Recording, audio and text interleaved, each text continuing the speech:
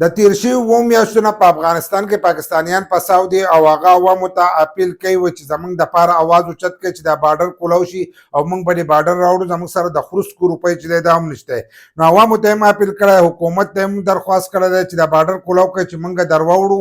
نو که بیا تاسو بارډر بندوئ نو صحیح ده، خو موږ دلته راغلو زموږ سره د خروسکو روپۍ نشته. نو د عوامو لپاره هم دا اپیل کړی چې هغه زموږ دپاره اواز اوچت کړي او هلته هغه احتجاجونه کوي، خو حکومت د هغو اواز چې دی دا نه اوري. ځکه به دې دومره ټایم نه تیریږي چې لږ بارډر کولاو کړي چې کم کسان به بارډر باندې ولاړ دي چې دا راوړي، او کم کسان دي زیات به دي کې ډرایوران دي کم ګاډي چې دي تللي دي افغانستان ته.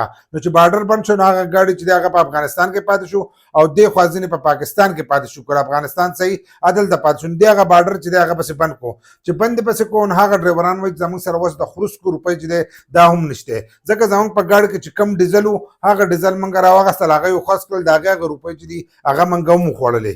وایي لکه د هغې هغه روپۍ موږ هم وخوړلې. په ګاډي کې چې کومه بیټري زموږ سره وه موږ هغه بیټري راواخیستل، هغه یې خرڅه کړه، خو د خروسکو روپۍ نه وې نو هغه موږ هم وخوړلې. دا د هغه ډرایورانو چې دی دا بیان دی، هغو چې کوم احتجاج کړی دی نو هغه ریکارډ شوی دی، ویډیوګانې راغلې دي. نو هغه وایي موږ لکه د ګاډو بیټرانې چې دي دا هم خرڅې کړلې، نو هغه یې هم وخوړلې. دغه شانتې د ګاډو ټیرونه چې دي هغه یې هم خرڅ کړل، خو حکومت چې دی هغه زموږ اواز نه اوري. وایي هغو له پکار دی دا بارډر کولاو کړي چې موږ د خپل ګاډي او موږ چې دی دغې طرف ته در واوړو. نو د تېر شوي اووه میاشتو نه هغه پساو دي، عوامو ته هم اپیل کوي زموږ دپاره اواز اوچت کوي، حکومت ته هم درخواست کوي وایي بارډر چې دی دا کولاو کوي. نو تاسو له پکار دی د هغو لپاره اواز هم اوچت کوئ او دا ویډیو چې دا مخکې شیر کوئ چې هغه کسان ته ورورسي د کوم کسانو د لاسه د هر سره بند دي چې هغه ورته کولاو کړي او دغه ډرایوران چې دی دا خپل ملک ته راوړي.